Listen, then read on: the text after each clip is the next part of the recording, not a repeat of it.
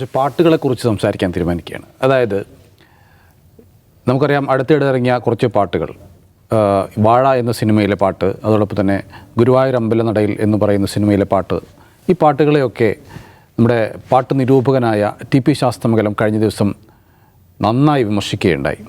പാട്ടിൻ്റെ വരികളെക്കുറിച്ചാണ് അദ്ദേഹത്തിന് വലിയ പരാതിയുള്ളത്. പി ഭാസ്കരൻ മാഷയുടെയൊക്കെ വരികളെ ഉദ്ധരിച്ചുകൊണ്ടാണ് അദ്ദേഹം ഈ പാട്ടിൻ്റെ വരികളുടെ ഒരു അവസ്ഥയെക്കുറിച്ച് സംസാരിക്കുന്നത്. കുട്ടികളൊക്കെ ഏറ്റുപാടുന്ന പാട്ടുകളാണ്, പക്ഷേ ആ പാട്ടുകളെയാണ് ഇപ്പോൾ അദ്ദേഹം വിമർശിക്കുന്നത്. അദ്ദേഹത്തിൻ്റെ വിമർശനത്തിൻ്റെ കാതൽ എന്ന് പറയുന്നത് ആ പാട്ടിലെ വരികളിലെ അർത്ഥമില്ലായ്മയാണ് എന്നൊക്കെ പറഞ്ഞുകൊണ്ടാണ്. ഏയ് ബനാനെ പൂതരാമം അല്ല, അത് നോക്കൂ, ഇതേമാതിരി ഒരു വിവാദം കേരളത്തിൻ്റെ ഈ സിനിമാ ഗാനരംഗത്തുണ്ടായ ഒരു സന്ദർഭമായിരുന്നു 2004 ജാസി ഗിഫ്റ്റിൻ്റെ ലജ്ജാവതിയെ ഇറങ്ങിയത്. ലജ്ജാവതി ആക്ച്വലി കൈതപ്രാണ് അത് എഴുതുന്നത്, പക്ഷേ ജാസി ഗിഫ്റ്റാണ് അത് പാടുന്നത്. അന്ന് ഇതേക്കാൾ വലിയ സംവാദമല്ല, പലതരത്തിൽ അന്ന് സോഷ്യൽ മീഡിയയേക്കാൾ കൂടുതൽ എനിക്ക് തോന്നുന്നത് ഈ എന്താണ് പറയുക, പത്രങ്ങളുടെ വരാന്ത പതിപ്പുകളൊക്കെ ഒരുപാട് സംഗതികൾ, ചർച്ചകളൊക്കെ വന്നാണ്. ആഴ്ചപ്പതിപ്പുകൾ ജാസി. അതെന്താ പ്രശ്നം എന്ന് വെച്ചാൽ, ജാസിയാണത് പാടുന്നത്, ജാസിയാണ് മ്യൂസിക് ഡയറക്ഷനും ജാസിയുടെയാണ്. കൈതപ്രാണ് വരികൾ. കൈതപ്രത്തിൻ്റെ വരികൾ അതിൻ്റെ ഒരു എന്താണ് ഈ ലാവണ്യ ഭംഗി ഒക്കെ വേറെ ഒരു ഇതാണ്. പക്ഷേ ആ കൈതപ്രത്തിൻ്റെ വരികൾ ജാസി ഇങ്ങനെയാക്കി മാറ്റിയതാണ് ആളുകളെ ഭയങ്കര ഒരുതരം സംഭ്രമത്തിലേക്ക് എത്തിച്ചത്. ആ ശബ്ദം വെച്ചാൽ ലജ്ജാവതിയെ നിൻ കള്ളക്കടക്കണിൽ എന്നൊക്കെ പറയുമ്പോൾ അതിൻ്റെ ഒരു ലാവണ്യശാസ്ത്രം വേറെയാണല്ലോ.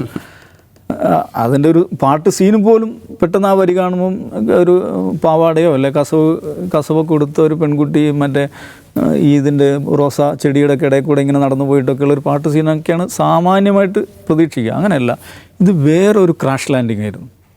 വേറൊരു ശബ്ദം, വേറൊരു ശബ്ദവിന്യാസം, മ്യൂസിക് ഒക്കെ ആയപ്പം ഒരുതരം സംഭ്രമം. ഈ പറയുന്ന സാമാന്യ ജയരാജിൻ്റെ സിനിമയായിട്ട് അതാണ് പ്രധാനപ്പെട്ട. ജയരാജിൻ്റെ സിനിമയിൽ ഇടയ്ക്ക് ഇംഗ്ലീഷ് റാപ്പൊക്കെ ഉണ്ട് കയറി വരിക. ഭയങ്കരമായ പ്രശ്നമായിരുന്നു അത്, ഭയങ്കര പ്രശ്നമായിരുന്നു. അതേമാതിരിയുള്ളൊരു സന്ദർഭം മാത്രമാണ്. ഇന്നിപ്പോൾ എന്താ വെച്ചിട്ടുണ്ടെങ്കിൽ, ഇപ്പം ബനാനെ മാത്രമല്ല, സമാനമായിട്ടുള്ള പാട്ടുകൾ, സംഗീത രീതികൾ മലയാളത്തിൽ വലിയ തോതിൽ ഇങ്ങനെ വികസിച്ചുകൊണ്ടിരിക്കുകയാണ്. അതിന് ആളുകൾ ഉണ്ടായിക്കൊണ്ടിരിക്കുകയാണ്. ആക്ച്വലി ശാസ്തമംഗലത്തിൻ്റെ പ്രഭാഷണം ഈ പാട്ടുകൾ കുറ്റപ്പെടുത്താൻ അദ്ദേഹം ഭാസ്കരൻ അനുസ്മരണ പ്രഭാഷണം നടത്തുകയാണ് ചെയ്യുന്നത്. അപ്പോൾ ആ പ്രഭാഷണത്തിൽ ഭാസ്കരനെക്കുറിച്ച് പറഞ്ഞിരിക്കുന്ന കാര്യങ്ങളെല്ലാം 100% ശരിയാണ്. അദ്ദേഹത്തിൻ്റെ പാട്ടുകൾ, അതിൻ്റെ കാലാതീതമായിട്ടുള്ള സ്വീകാര്യത, അതൊക്കെ വളരെ വളരെ വളരെ ഇത് തന്നെയാണ്. പക്ഷേ നോക്കൂ, 2004 അപ്പോൾ അന്ന് ഭാസ്കരൻ അങ്ങനത്തെ പാട്ടുകൾ എഴുതി, അങ്ങനെ ട്യൂൺ ചെയ്തു, പാടി. മലയാളി ഇപ്പോൾ കായലരികത്ത് വരുന്നു, അല്ലിയാമ്പൽ കടവില്ലേ, അല്ലിയാമ്പൽ കടവിലന്ന് അരക്കുവെള്ളം, എന്താണ് കൊതുമ്പിൽ നമ്മളൊന്നും ഇന്നിപ്പോൾ അവിടെ കടവില്ലല്ലോ, അവിടെ പാലല്ലേ. കൊതുമ്പിലല്ലല്ലോ നമ്മളിന്ന് പൾസർ ബൈക്കിലോ വേറെ ഒന്നിലോ ആ പാലം കടന്ന് പോവുകയാണ് ചെയ്യുന്നത്. അതാണ് പ്രണയിനികൾ ഇന്ന് ചെയ്യുന്നത്. അപ്പോൾ അതുകൊണ്ട് നമ്മൾ പഴയ അരക്ക് വെള്ളമുള്ള കടവിൽ കൊതുമ്പ് വെള്ളത്തിൽ തന്നെ പോകണം ആത്മസഖി എന്ന് പറയാൻ പറ്റില്ലല്ലോ. അപ്പോൾ കാലം മാറിയിട്ടുണ്ട്, കൊതുമ്പ് വെള്ളം പോയിട്ടുണ്ട്, കടവില്ല, പാലമാണ് ഇപ്പോൾ. ഇങ്ങനെയൊക്കെയുള്ള കാലത്ത് പാട്ട് രീതികളിലും അതിൻ്റെ സ്വീകാര്യതയിലൊക്കെ പലതരം മാറ്റങ്ങൾ വരും. എന്നതുകൊണ്ട് ഭാസ്കരൻ അപ്രസക്തനാവുകയോ അദ്ദേഹത്തിൻ്റെ പാട്ടുകൾക്ക് എന്തെങ്കിലും കുഴപ്പമുണ്ടോ എന്നുള്ളതല്ല. ഇപ്പോൾ 2004 ലജ്ജാവതി ജാസി ഗിഫ്റ്റ് പാടുമ്പോൾ 53-ലാണെന്ന് എനിക്ക് തോന്നുന്നു ഭാസ്കരൻ്റെ ആദ്യത്തെ പാട്ട് വരുന്നത്, ചന്ദ്രിക അല്ലേ, ചന്ദ്രിക എന്നുള്ള സിനിമയിൽ. ഇന്ന് അത് സ്വീകരിക്കപ്പെടുന്നുണ്ട്. 2004 ജാസി ഗിഫ്റ്റ് പാടുന്നു. ഇന്നും അതിൻ്റെ റിസപ്ഷൻ അന്നുള്ളത് പോലെ തന്നെ ഇന്നുണ്ട്. മനസ്സിലായില്ല, ഇന്നുണ്ടെന്ന് മാത്രമല്ല, ഇന്ന് ഇപ്പോൾ ഡാപ്സി എങ്ങനെ സ്വീകരിക്കപ്പെടുന്നു? ഏതെങ്കിലും നിലക്ക് മലയാളിക്ക് പരിചിതമായൊരു പാട്ട് വഴിയാണോ അത്? അല്ലല്ലോ. നമ്മുടെ 14-ാം രാവിലെ പിന്നെ പാടിയ ഷഹജ എന്ന് പറഞ്ഞൊരു കുട്ടി ഒരു പാട്ട് പാടുന്നുണ്ട്. പിന്നെ ആ സുലൈഖ മനസ്സിലൊക്കെ വന്നിട്ടുള്ള പാട്ടുള്ള കല്യാണ പാട്ട്, ഇന്നിപ്പോൾ ഞാൻ നോക്കുമ്പോൾ 40 ലക്ഷം 5,40,00,000 5,40,00,000 മീഡിയ വൺ ലൈറ്റ് എന്ന് പറയുന്ന ആ ഒരു അക്കൗണ്ടിൽ മാത്രം ആ പാട്ട് കേട്ടിട്ടുണ്ട്. മൊത്തം മലയാളി ജനസംഖ്യ എത്രയാണ്? 3.5 കോടിയല്ലേ ഉള്ളൂ. 5,40,00,000 നമ്മുടെ ഒരു അക്കൗണ്ടിൽ മാത്രം. 14,000 എന്നുള്ള അക്കൗണ്ട്, വേറെ പല അക്കൗണ്ടിൽ വേറെയും ദശലക്ഷക്കണക്കിന് ആളുകൾ അത് കേട്ടിട്ടുണ്ട്. ആ പാട്ടിൽ ഇപ്പോൾ ഇദ്ദേഹം ഇതിലെ ചില വരികൾ, ബനാനയിലെ ചില വരികൾ, ഇതിൻ്റെ അർത്ഥം എന്താണെന്നൊക്കെ ചോദിക്കുന്നുണ്ട്. ഈ മാപ്പിള ഇപ്പോൾ ഷഹജ പാടിയായിട്ട് ഏതാട്ടെ വൺ ഹിറ്റായിട്ടുള്ള എന്തോരം മാപ്പിള പാട്ടുകളുണ്ട്. അതിലെ അർത്ഥമൊക്കെ അറിഞ്ഞുകൊണ്ടാണ് ആളുകൾ ഇതാകുന്നത്. അങ്ങനെയല്ല, സംഗീതം പാട്ടെന്ന് പറയുമ്പോൾ ഒരു എനർജൈസ് ചെയ്യണം ആളുകളെ പലതരത്തിൽ.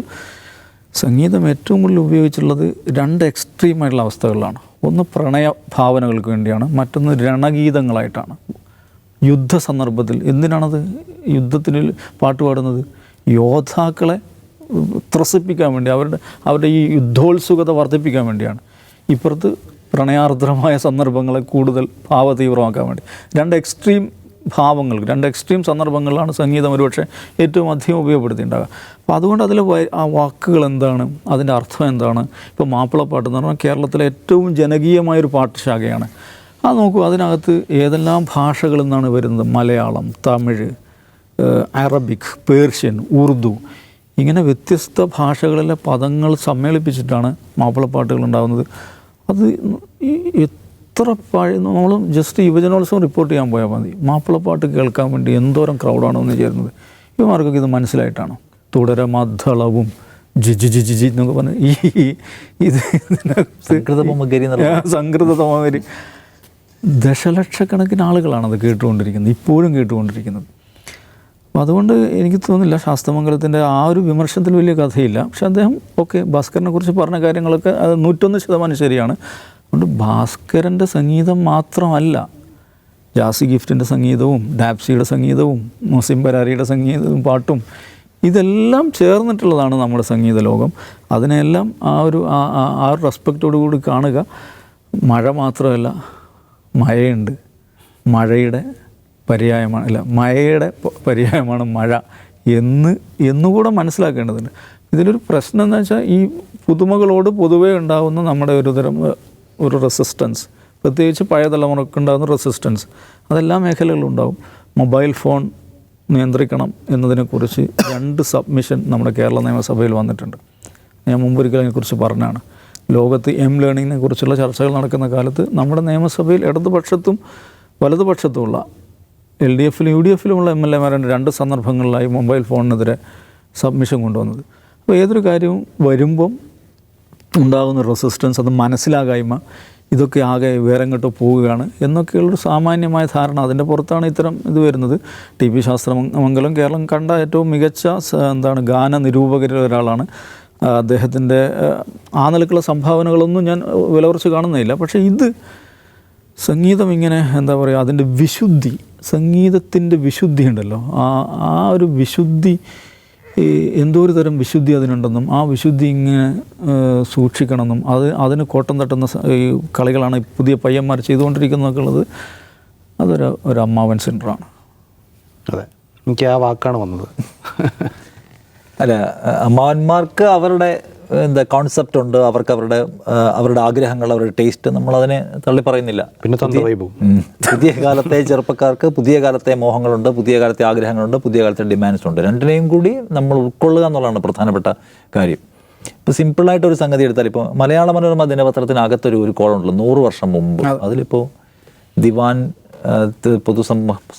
ജനം മുൻപാകെ തിരിയപ്പെടുത്തിക്കൊണ്ടുള്ളതാവുന്നു എന്നൊക്കെ പോലുള്ള വാചകങ്ങൾ കാണാൻ പറ്റും, ബഹുമാനപ്പെട്ട പോലുള്ള വാക്കുകളൊക്കെ ചേർത്ത്.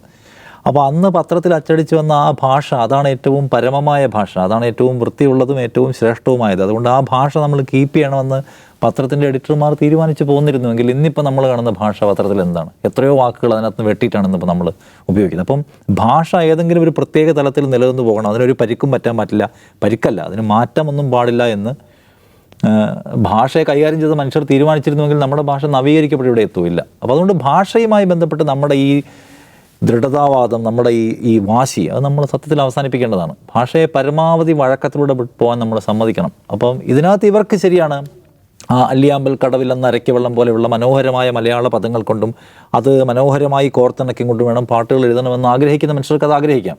പക്ഷെ മറ്റത് പാട്ടല്ല എന്ന് പറയാൻ പാടില്ല. അങ്ങനെ പറഞ്ഞാൽ ഇപ്പോൾ കേരളത്തിൽ ഏറ്റവും നന്നായി പാട്ടുകൾ ഉണ്ടായിരുന്ന ഒരു കാലഘട്ടം, ആ കാലഘട്ടം എടുത്ത് നോക്കിയിട്ട് അതിൻ്റെ സ്വീകാര്യത എടുത്ത് നോക്കിയാൽ അതിനേക്കാൾ കൂടുതൽ നമുക്ക് ഇപ്പോൾ ഈ പറഞ്ഞവർക്ക് റാപ്പുകളോട്, അത് ഉപയോഗിക്കുന്ന ഭാഷയോട്, ഞാൻ പറഞ്ഞത് കേരളത്തിന് പുറത്ത്, ഇന്ത്യക്ക് പുറത്തുള്ള ഗാനശാഖകൾ, ലോകത്തെ ഏറ്റവും കൂടുതൽ പ്രേക്ഷകരുള്ള പാട്ടുകൾ ഇംഗ്ലീഷ് റാപ്പുകളാണ് അല്ലേ? അത് നമുക്ക് എപ്പോഴെങ്കിലും സംസ്കാരപരമായി യോജിക്കാൻ പറ്റുന്നതാണോ? അപ്പോൾ ഇതിലേതാണ് റിയൽ മ്യൂസിക് എന്ന് ചോദിച്ചാൽ നമ്മുടെ ചെറിയ പോപ്പുലേഷൻ്റെ ആണോ അതോ വലിയ സമൂഹത്തിൻ്റെതാണോ? ഈ ക്വസ്റ്റ്യൻസ് ഒക്കെ ഉണ്ട്. അതുകൊണ്ട് പാട്ടിനെ ഏതെങ്കിലും ഒരു സ്ഥലത്ത് ഒരു കാലഘട്ടത്തിലോ അല്ലെങ്കിൽ ഒരു ഭൂമികയിലോ മാത്രമായി തളച്ചെടുക്കുക, അതിലാണ് ശരിയെന്ന് വാശി പിടിക്കുന്ന ഒരു സത്യത്തിൽ കഥയില്ല.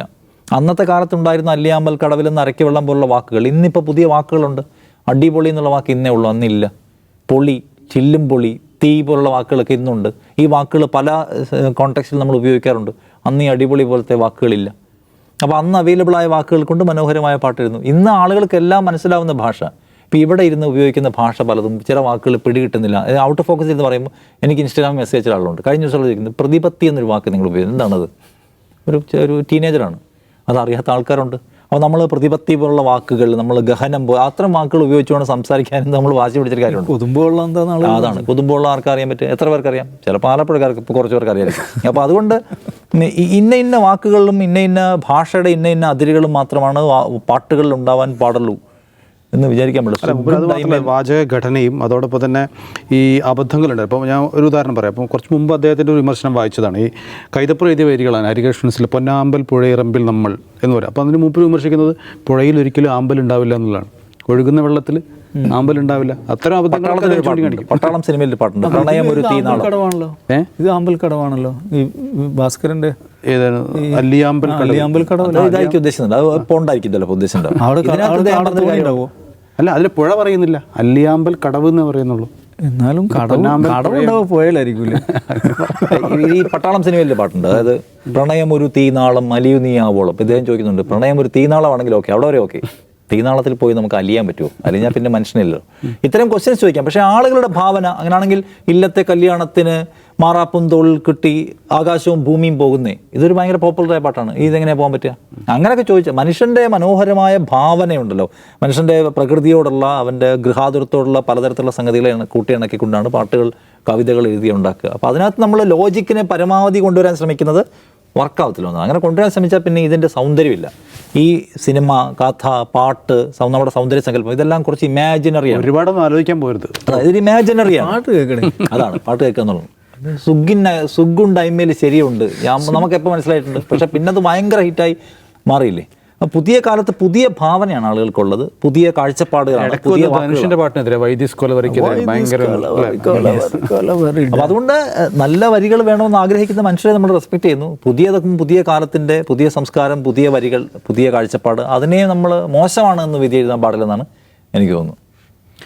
യെസ്, ഇന്നത്തെ ഔട്ട് ഓഫ് ഫോക്കസ് ഇവിടെ പൂർത്തിയാവുന്നു. നാളെ വീണ്ടും കാണാം.